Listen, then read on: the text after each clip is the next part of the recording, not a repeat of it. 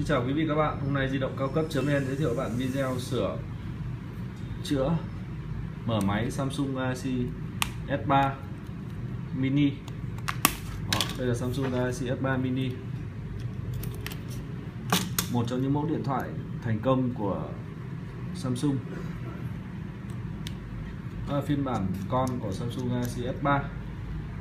Khi quý khách hàng gặp các sự cố liên quan đến Samsung Galaxy S3 mini, quý khách hàng có thể đến các địa chỉ di động cao cấp.vn trên toàn quốc để được hướng dẫn thay mới, sửa chữa Samsung Galaxy S3 mini với giá rất là hấp dẫn,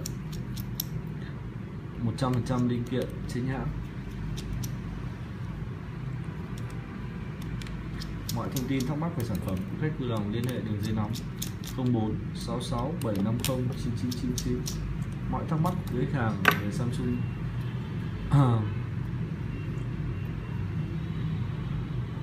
S3 mini đều được hỗ trợ giải đáp, tư vấn cụ thể.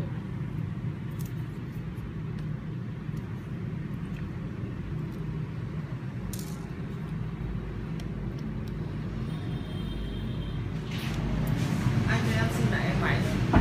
Không thay à?